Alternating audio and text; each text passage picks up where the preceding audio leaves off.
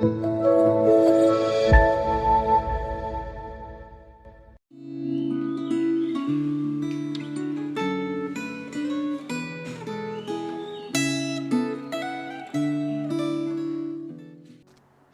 saudara-saudari di dalam Tuhan Yesus Kristus.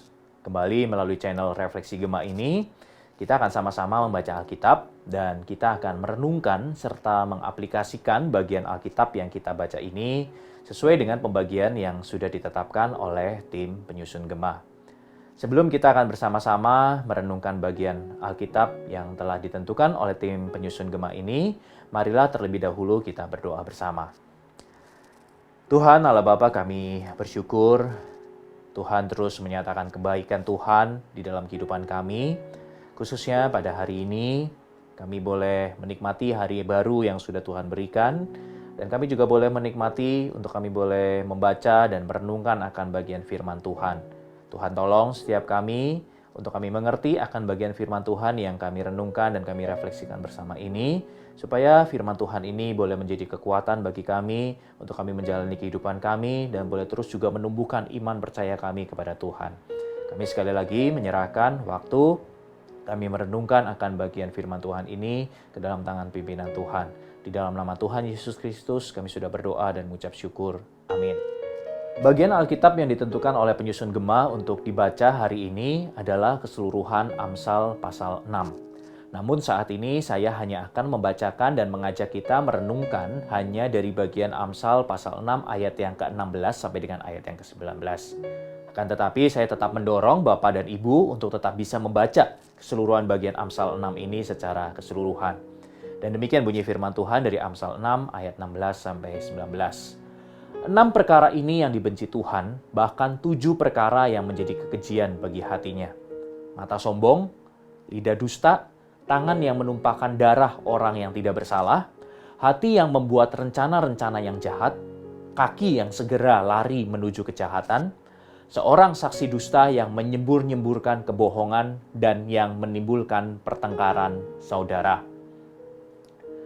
Jemaat Tuhan yang terkasih di dalam Tuhan, Amsal 6 ini, khususnya ayat yang pertama sampai dengan ayat yang ke-19, disebut sebagai bagian yang menginterupsi Amsal pasal 5 sampai dengan Amsal pasal yang ke-7.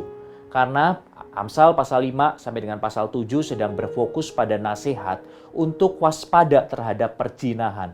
Dan diinterupsi dengan 4 bagian nasihat di pasal 6 ini yang sama sekali tidak berkaitan dengan perzinahan.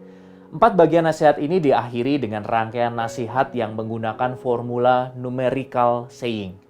Dalam formula ucapan hikmat yang menggunakan angka ini, yaitu X dan X plus 1, yaitu angka 6 dan angka 7, bagian ini mau menunjukkan bagian yang terpenting yang ingin disampaikan adalah di bagian terakhir dari penyebutan pasal itu.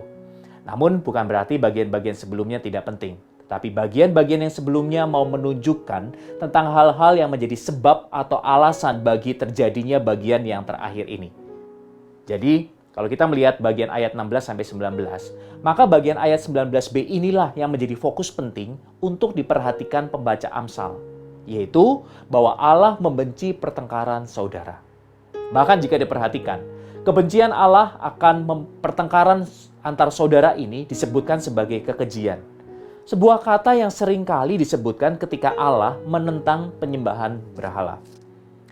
Allah adalah Allah yang penuh kasih. Allah yang merindukan sebuah kesatuan. Orang-orang yang menyebabkan perpecahan atau pertengkaran adalah kekejian bagi Allah. Bagian firman ini jelas mau mendorong dan mengingatkan setiap kita untuk kita menjadi orang-orang yang bisa mewujudkan perdamaian dan kesatuan, apalagi di dalam konteks sesama tubuh Kristus. Yesus sendiri di dalam Matius pasal 5 ayat yang ke-9 mengatakan, "Berbahagialah atau diberkatilah orang yang membawa damai, karena mereka akan disebut anak-anak Allah." Lalu bagaimana caranya supaya kita bisa menjadi orang-orang yang membawa damai ini? Yang jelas adalah dengan cara kita menjauhkan diri dari setiap dosa yang tadi sudah disebutkan oleh penulis Amsal, yaitu yang disebut sebagai sebuah kebodohan orang-orang berdosa. Namun pengajaran Paulus di dalam perjanjian baru kepada jemaat di Korintus tentang kesatuan tubuh Kristus bisa menjadi suatu hal yang lebih positif atau hukum yang lebih positif bahwa kita bukan hanya mau menjauhi dosa untuk bisa mewujudkan perdamaian, tetapi kita harus mengusahakan perdamaian itu sebagai sebuah tindakan yang positif, yaitu kita mau menempatkan atau memandang orang lain sebagai sesama tubuh Kristus, sama seperti Allah memandang. Rasul Paulus mengatakan demikian. Tetapi Allah telah memberikan kepada anggota masing-masing secara khusus suatu tempat pada tubuh seperti yang dikehendakinya. Dia catat di dalam 1 Korintus 12 ayat ke-18. Oleh karena itu jemaat yang terkasih, mari kita belajar untuk saling menempatkan sesama anggota tubuh Kristus sesuai dengan porsi Allah memandang dan menempatkan mereka. Dengan saling memandang sesama anggota tubuh bukan dengan mata yang sombong, yang artinya kita membanding-bandingkan atau menuduh, maka kita secara otomatis tidak akan memiliki perkataan-perkataan atau lidah yang berdusta kepada sesama kita atau kepada orang lain. Demikian juga kita juga akan memperlakukan orang lain dengan adil. Karena kita tidak memiliki tangan yang menumpahkan darah atau kita tidak memiliki hati yang mereka-rekakan kejahatan atau kaki kita juga bukan kaki yang mau menghampiri atau sengaja mendekat kepada kejahatan. Biarlah kiranya firman Tuhan hari ini bisa menolong kita untuk kita memiliki cara memandang sebuah persekutuan dengan lebih baik. Karena inilah yang diinginkan Allah untuk kita perjuangkan di dalam persekutuan tubuh Kristus. Biarlah hidup kita boleh kita pergunakan untuk kemuliaan bagi nama Tuhan, yaitu dengan cara kita menjadi agen pembawa damai, khususnya di gereja Tuhan, di mana kita ditempatkan oleh Tuhan. Amin. Mari kita tundukkan kepala, kita berdoa.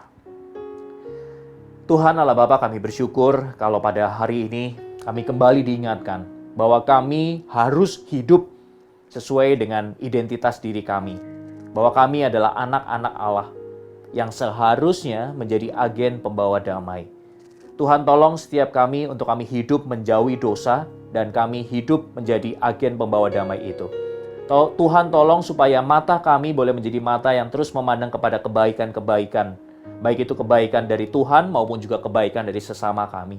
Sehingga hidup kami tidak lagi menjadi orang yang membawa perpecahan atau membawa perseteruan, tetapi hidup kami boleh membawa perdamaian. Dan itu dimulai dari mata kami yang memandang akan kebaikan Tuhan, kemuliaan Tuhan, dan kebaikan dari sesama kami. Tuhan terus tolong kami hidup di dalam kebaikan ini, supaya kami tetap hidup menjadi agen-agen pembawa damai bagi orang-orang di sekitar kami. Terima kasih Tuhan untuk firman-Mu hari ini, dan kami terus mau menyerahkan kehidupan kami sepanjang hari ini sepenuhnya ke dalam tangan Tuhan. Tuhan yang terus pimpin, Tuhan yang terus sertai hidup kami. Di dalam nama Tuhan Yesus Kristus kami sudah berdoa dan mengucap syukur. Amin.